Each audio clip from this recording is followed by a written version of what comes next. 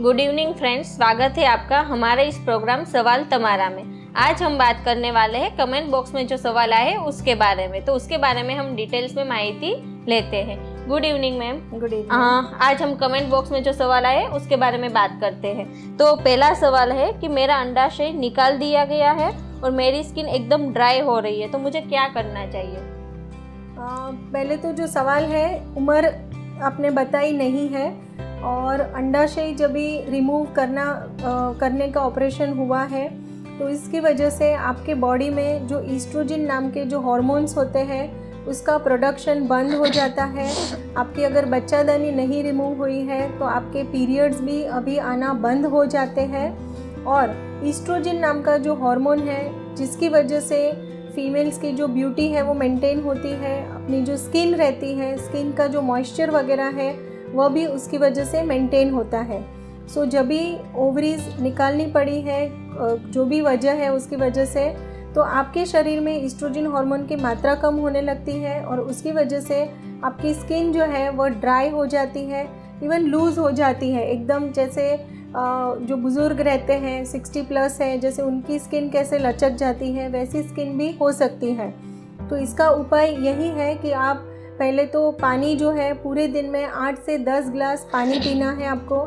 Body के जो parts है फुल बॉडी पे आप मॉइस्चराइज़र अप्लाई कर सकते हैं। अगर मॉइस्चराइज़र नहीं अप्लाई करना है तो simple coconut oil and castor oil, so यह दोनों को मिक्स करके भी आप फुल बॉडी पे अप्लाई कर सकते हो। ओके।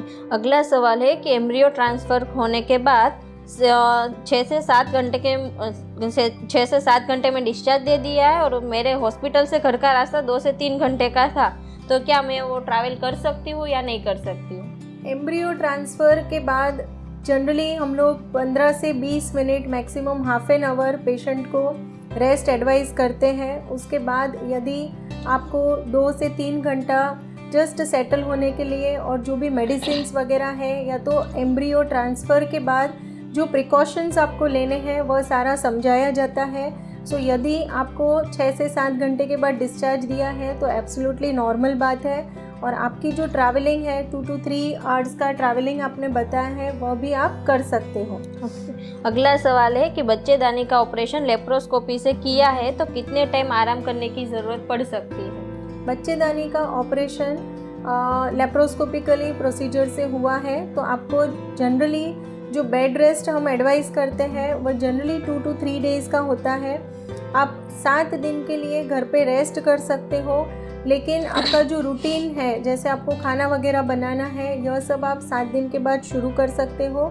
जो परहेज़ आपको रखनी है 1.5 महीने तक, यह परहेज़ में आता है कि भारी सामान नहीं उठाना है आपको, या तो जैसे अभी घर का जो काम है, गृहिणी का जो जनरली काम होता है कि झाड़ू पोछा करना है, कपड़े धोना वगैरह है, यह काम आपको अवॉइड करना है। हालांकि आप खाना वगैरह बना सकते हैं और यह जो समय है 1.5 महीने का, उसमें ज़मीन पे आप ना बैठे तो अच्छा रहेगा। और संभोग यह 6 हफ्ते आपको नहीं करना है। तो अगर आप इतना अवॉइड करते हैं, प्लस बहुत ही इम्पॉर्टेंट है कि यह 6 हफ्ते में आपको कॉन्स्टिपेशन की प्रॉब्लम नहीं होनी चाहिए। अगर आपको सर्दी ज़ुकाम या तो कॉन्स्टिपेशन जैसा लगता है तो आपके जो ट्रीटिंग डॉक्टर हैं उनके पास जल्दी जाकर उसकी ट्रीटमेंट आप ले सकते हो। ओके। अगला सवाल है कि मेरी वाइफ का 8 सितंबर को बच्चेदानी निकालने का ऑपरेशन करवाया है पर अभी तक उसको पीरियड नहीं आया है, तो हमें क्या करना चाहिए? 8 सितंबर को बच्चेदानी निकालने का ऑपरेशन करवाया है पर अभी पीरियड नहीं आया है, तो क्या करना चाहिए? देखो, पहले तो फ्रेंड्स मैं बताना चाहती हूँ कि बच्चादानी जो है उसी में मासिक इकट्ठा होता है और वही मासिक हर महीने एज अ पीरियड्स शुरू होता है। सो अगर बच्चेदानी का ऑपरेशन हो चुका है, यानी कि बच्चेदानी रिमूव कर दिया है, तो उसके बाद जो भी महिला है उसके पीरियड्स बंद हो जाते हैं। और जनरली ऐसा हम देखते हैं कि एक बार आपका बच्चेदानी का ऑपरेशन हुआ है तो 6 हफ्ते तक आपको रिस्क रहता है, या तो काफ़ी पेशेंट की तासीर अगर है तो उसको स्पॉटिंग या तो ब्लीडिंग हो सकती है, जो एब्सोल्युटली नॉर्मल है। लेकिन उसके बाद आपके जो रेगुलर महीने महीने पे जो पीरियड्स आने वाले हैं वह पीरियड्स बंद हो जाते हैं। ओके। अगला सवाल है कि मेरी बच्ची का अभी पीरियड स्टार्ट हुआ है तो उसको डाइट में मुझे क्या देना चाहिए? अगर आपकी बेटी के पीरियड्स शुरू हुए हैं, यानी कि वो टीनेजर एज ग्रुप में आ चुकी है, प्यूबर्टी का जो समय है वो शुरू हो चुका है, सो जैसे ही पीरियड्स की शुरुआत होती है तो जनरली यह जो लड़कियां हैं उनके लिए हाई प्रोटीन डाइट बहुत ही आवश्यक है। दूसरा है कि यह समय में उनको एक्ने वगैरह, पिंपल्स वगैरह मुँह से आने की संभावना ज़्यादा रहती है, क्योंकि जस्ट अभी उनका यह जो हार्मोनल इम्बैलेंस अगर है, इवन काफ़ी पेशेंट आते हैं कि वेट गेन की समस्या रहती है, इरेगुलर पीरियड्स आने की संभावना रहती है, तो मेन जो है कि उनको वेट कंट्रोल में रखना आवश्यक है। सो ज़्यादा जंक फूड वगैरह अवॉइड करना है।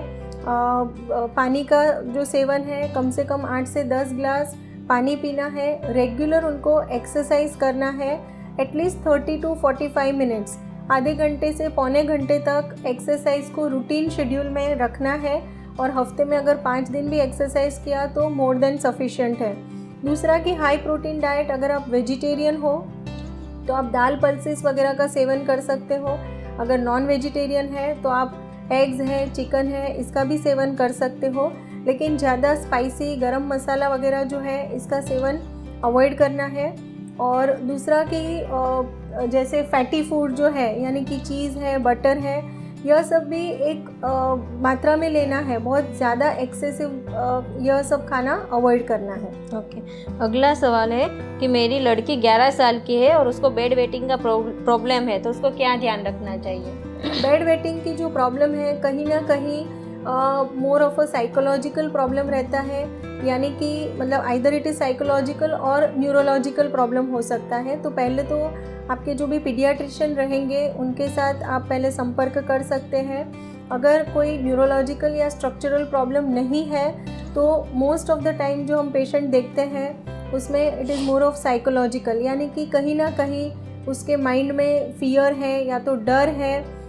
तो जनरली एडवाइस हम देते हैं कि विद द मेडिसिन, उसके लिए मेडिसिन आती है, वो प्रिस्क्राइब की जाती है, और बच्चा जब भी बेड वेटिंग करता है तभी उसको डांटना नहीं है, गुस्सा नहीं करना है, क्योंकि आपको जब बुरा फील होता है एज अ मदर या तो एज अ फादर, बच्चे को आपसे कहीं ज़्यादा गिल्टी फील होती है जब भी वह बेड वेटिंग करता है। सो अगर 11 साल की उम्र है और अभी भी बेड वेटिंग हो रहा है तो बेस्ट मेरी राय यही रहेगी कि आपके नज़दीकी जो पीडियाट्रिशियन है उनका संपर्क करें, ताकि वो आपका काउंसलिंग भी करेंगे, और उसके लिए जो मेडिसिन दी जाती है, बहुत ही शॉर्ट टाइम के लिए दी जाती है, वह मेडिसिन से भी उनको यह समस्या में राहत मिलेगी। और घरगथ्थू आपको जो करना है कि आफ्टर 6 o'clock, यानी इवनिंग का जो टाइम है, उसके बाद आपका जो भी बच्चा है उसको वाटर इनटेक, पानी थोड़ा कम देना है, कोल्ड ड्रिंक्स वगैरह है, चाय कॉफ़ी वगैरह है, यह सब बंद करना है आफ्टर 6 o'clock। तो उसकी वजह से भी बेड वेटिंग की समस्या में राहत मिल सकती है। ओके, अगला सवाल है कि मेरी उम्र 17 साल की और अभी तक मेरा फर्स्ट पीरियड नहीं आया है, तो मुझे क्या करना चाहिए? 17 साल की उम्र है और अभी भी पीरियड्स नहीं आया है तो आइडियली आपको नज़दीकी गायनेकोलॉजिस्ट का संपर्क करना चाहिए, क्योंकि आपका सेकेंडरी सेक्सुअल कैरेक्टर्स वगैरह डेवलप हुए हैं या नहीं वह चेक करना आवश्यक है। आपका सोनोग्राफी के मदद से इंटरनल जो फीमेल रिप्रोडक्टिव सिस्टम है, ऑर्गन्स है, उसका डेवलपमेंट कैसा है वह भी जानना ज़रूरी है। मेजॉरिटी जो पेशेंट्स रहती है, जो गर्ल्स रहती है, 16 साल की उम्र तक में उनको पीरियड्स आ ही जाता है। अगर 17 तक नहीं आया है, यानी कि कोई तो लेवल पे प्रॉब्लम है, तो बेस्ट यही रहेगा कि आप या तो आप ऑनलाइन कंसल्टेशन ले सकते हैं, बुक करवा सकते हैं, ताकि मैं और डिटेल में आपको यह समस्या के लिए गाइड कर सकती हूँ। ओके, अगला सवाल है कि मेरी मदर बहुत ज़्यादा परेशान है, उन्हें बेड से उठते ही यूरिन आता है और टॉयलेट तक जाते जाते पूरा हो जाता है। ऐसे दिन में कम से कम 12 से 15 बार हो जाता है। उनकी एज अराउंड 70 ईयर है, वो बहुत तकलीफ में है। इस बीमारी से प्लीज़ आप कोई सोल्यूशन बताइए। 70 ईयर्स की उम्र है और आपने बताया कि जैसे वो टॉयलेट तक पहुँचते हैं तब तक बूंद बूंद में जैसे पेशाब छूट जाता है, तो यह जो समस्या है जनरली ओवर एक्टिव ब्लैडर हम कहते हैं, कि पेशेंट जस्ट यानी कि पेशेंट को पेशाब रोकने में भी तकलीफ़ होती है, वॉशरूम तक पहुँचते पहुँचते ऐसे जिसे हम ड्रिबलिंग ऑफ यूरिन कहते हैं कि थोड़े थोड़े बूंद में पेशाब छूट जाता है। काफ़ी बार ऐसा भी होता है कि वो यूरिन पास करने के बाद भी उनको ऐसा लगता है कि अभी भी उनको वापस पेशाब पास करने की ज़रूरत है। तो इसे हम ओवर एक्टिव ब्लैडर कहते हैं और उसके लिए दो चीज़ इम्पॉर्टेंट रहती है कि ब्लैडर को ट्रेनिंग देना है, यानी कि पेशेंट को समझाया जाता है कि आप एटलीस्ट 1-1.5 घंटा 2 घंटे के लिए पेशाब को रोकना है और धीरे धीरे एक ट्रेनिंग हो जाएगी और उसको ब्लैडर को भी पता चलेगा कि हाँ एटलीस्ट 2 घंटे का समय के बाद ही वॉशरूम जाना है या तो यूरिन पास करना है। और उसके लिए जो मेडिसिन वगैरह आती है वो मेडिसिन के भी रिजल्ट्स काफ़ी अच्छे हैं, लेकिन जब भी आप मेडिसिन स्टार्ट करते हो उसके पहले एक यूरोडायनामिक स्टडी करके प्रोसीजर होता है। जैसे हार्ट का कार्डियोग्राम निकाला जाता है, वैसे ही आपकी जो पेशाब करने आप बैठते हो तभी आपकी जो पेशाब की थैली है यानी कि जो ब्लैडर है उसमें कैसे प्रेशर वगैरह चेंजेस होते हैं, यह सब का एक स्टडी होता है जिसे यूरोडायनामिक स्टडी कहा जाता है, जिसकी मदद से हम डायग्नोज करते हैं कि एग्जैक्टली कौन से लेवल पे प्रॉब्लम है और वह हिसाब से आपको मेडिसिन प्रिस्क्राइब की जाती है। ओके, अगला सवाल है कि मैं अनमेरिड हूँ और मुझे फाइब्रोइड का प्रॉब्लम है और उसकी वजह से पीरियड्स के टाइम पे मुझे बहुत पेन होता है, तो मुझे क्या करना चाहिए? फाइब्रोइड की साइज मेंशन नहीं है। 17 साल की उम्र है, अनमेरिड है और फाइब्रोइड्स कितने हैं आपने मेंशन नहीं किया है। जनरली जिनको मल्टीपल फाइब्रोइड्स या तो सिंगल फाइब्रोइड्स है और उसके साथ साथ पीरियड्स में अगर हैवी फ्लो आ रहा है, क्लॉट्स वगैरह आ रहे हैं आपको, या तो पीरियड शुरू होने के हफ्ते 10 दिन पहले पेन शुरू हो जाता है पेड़ों के भाग में, तो generally medical line of management दिया जाता है। उसके लिए जो मेडिसिन आती है उसका जो कोर्स रहता है आइदर 3 मंथ्स और 6 मंथ्स का आपको कोर्स दिया जाएगा और रेगुलर आपको सोनोग्राफी की मदद से उसका फॉलोअप करना रहता है। सो आपके लिए भी मेरी यही राय रहेगी कि आप ऑनलाइन कंसल्टेशन बुक करवा सकते हैं ताकि हम और अच्छे से आपको फर्दर डिटेल में गाइड कर सकें। ओके, अगला सवाल है कि 8 वीक्स की प्रेगनेंसी है और राइट साइड ओवरी में 13/9 सेंटीमीटर की सीस्ट है, तो क्या करना चाहिए? 9 वीक्स की प्रेगनेंसी है। सो 9 वीक्स की प्रेगनेंसी के साथ अगर ओवेरियन सिस्ट है, अगर आपको कोई भी तकलीफ़ नहीं है तो जनरली उसे ज़्यादा ट्रीटमेंट की आवश्यकता नहीं होती है। अभी यह जो सिस्ट है वह सिंपल सिस्ट है या किस प्रकार की सिस्ट है वह हिसाब से उसका ट्रीटमेंट प्लान किया जाता है। ओके, अगला सवाल है कि 13 mm का इंट्राम्यूरल फाइब्रोइड है, तो क्या नेचुरली कंसीव कर सकते हैं? 13 mm यानी बहुत ही छोटी साइज़ है फाइब्रोइड की और इंट्राम्यूरल है यानी कि यूट्रस के मिडल लेयर में है, तो आपको ज़रा सी भी चिंता करने की आवश्यकता नहीं है। जनरली कितने भी छोटे फाइब्रोइड्स हो लेकिन बच्चादानी के अंदर यानी कि सब म्यूकोजल फाइब्रोइड जिसे हम कहते हैं, अगर ऐसे फाइब्रोइड है तो आपको कंसीव करने में दुविधा हो सकती है। लेकिन 13 mm का इंट्राम्यूरल फाइब्रोइड जो है इसमें आपको प्रेगनेंसी नेचुरली भी आप कंसीव कर सकते हो अगर फेलोपियन ट्यूब्स दोनों साइड की ओपन है और सीमेन एनालिसिस अगर नॉर्मल है तो शायद आपको कंसीव करने में यह फाइब्रोइड की वजह से दुविधा नहीं आएगी। ओके, अगला सवाल है कि मेरी एक ट्यूब ब्लॉक है, तो आगे मैं प्रेग्नेंट कैसे हो पाऊंगी या कौन सी ट्रीटमेंट ले सकती हूँ? पहले तो बहुत ही इम्पॉर्टेंट रहता है कि अगर एक साइड का फेलोपियन ट्यूब ब्लॉक है और जनरली जो हम केसेस देखते हैं कि ट्यूबरकुलोसिस यह जो इन्फेक्शन होता है इसकी वजह से मैक्सिमम यानी 50 to 70% ऑफ द केसेस में वो फेलोपियन ट्यूब को अफेक्ट करता है। तो पहले तो ये डायग्नोज करना ज़रूरी है कि फेलोपियन ट्यूब किस कारण की वजह से, किस वजह से ब्लॉक है। दूसरा कि अगर आप कंसीव करने का प्लान कर रहे हो तो एक फेलोपियन ट्यूब अगर ओपन है तो उससे भी आप नेचुरली कंसीव कर सकते हो। लेकिन जब भी आप प्लानिंग करते हो कंसीव करने का उसके पहले आपका एक डायग्नोस्टिक लेप्रोस्कोपी करके एंडोमेट्रियल बायोप्सी और टीबी पीसीआर की जो जांच होती है वह करके कंफर्म करना ज़रूरी है कि वहाँ पे कोई इन्फेक्शन वगैरह तो नहीं है। ओके, आपका एक वीडियो था परिवार नियोजन ऑपरेशन के बारे में, तो उसमें से ही क्वेश्चन है कि आईवीएफ का मतलब क्या होता है? मेरा ये ऑपरेशन हो गया और मुझे बच्चा चाहिए तो मुझे क्या करना चाहिए?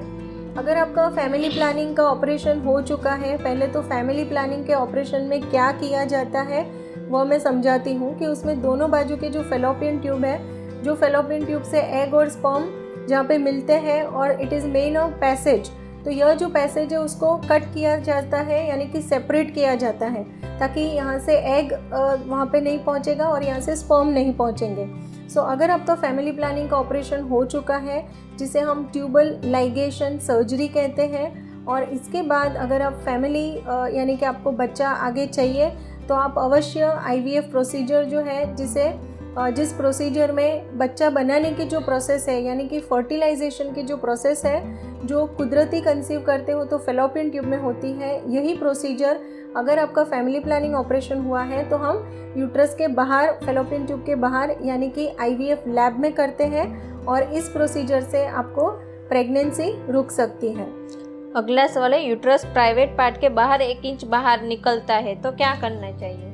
यूट्रस अगर प्राइवेट पार्ट्स के यानी कि वजाइना से थोड़ा बाहर आ रहा है, जिसे हम यूट्राइन प्रोलैप्स कहते हैं, और जनरली जो पेशेंट है जिनका वेट ज़्यादा है यानी कि ओबेसिटी है, इवन पेरीमिनोपॉज और मिनोपॉजल फीमेल्स है, या तो आपको 2 और मोर देन 3 डिलीवरीज हुए हैं और जो डिलीवरीज है उसके बीच में कम गैप रहा है, बहुत ही फास्ट डिलीवरीज यानी बहुत शॉर्ट टाइम में डिलीवरी हो चुकी है, तो ऐसी सब महिलाएं हैं, या तो आपके मसल्स वगैरह वीक है, इन सारी महिलाओं को यूट्रस बाहर निकलना यानी कि प्रोलैप्स के चांसेस रहते हैं।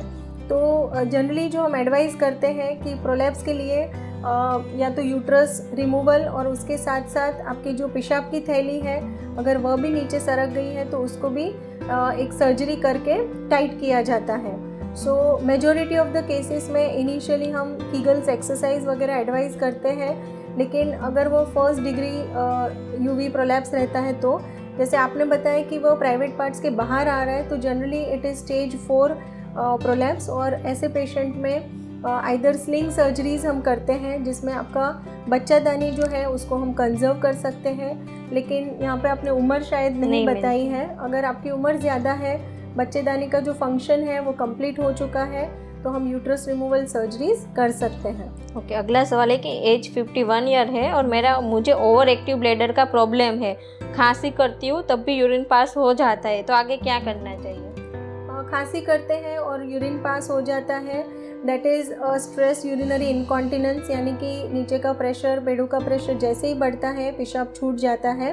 सो पहले तो डायग्नोज करना बहुत ही ज़रूरी होता है कि अर्जेंसी फ्रीक्वेंसी, कि आपकी यूरिन पास करने की फ्रीक्वेंसी कैसी है, आपको कितना अर्जेंसी यानी कि आप सोचते हो कि यूरिन पास करना है और कितना आप होल्ड कर सकते हो यूरिन को, यह सब डिटेल में जानना ज़रूरी है। और जनरली स्ट्रेस यूरिनरी इनकॉन्टिनेंस यानी कि खांसी करते हैं पेशाब छूट जाता है, तो ऐसे पेशेंट में यूरोडायनामिक स्टडी एडवाइस करते हैं हम, और उसके बाद उनको जो सर्जरी रहती है जिसे हम TOT सर्जरी कहते हैं, ट्रांस ऑब्चुरेटर टेप सर्जरी, सो यह सर्जरी के बाद आपको अच्छे रिजल्ट मिल सकते हैं। तो फ्रेंड्स, अभी मैडम ने हमें कमेंट बॉक्स में जो सवाल आए थे उसके बारे में हमने अभी डिस्कशन किया है, और मैडम के जो बच्चेदानी का वीडियो है और यूरिन नहीं रोक पाना, उस वीडियो में कई सारे कमेंट्स बॉक्स में सवाल आ रहे हैं पर आप लोग उसमें उम्र या वो सब मेंशन नहीं कर रहे हैं, तो प्लीज़ आप वो सब अच्छे से मेंशन करेंगे तो हम उसके आंसर अच्छे से दे सकेंगे। तो इसी के साथ देखते रहिए हर बुधवार को सवाल तमारा। Thank you.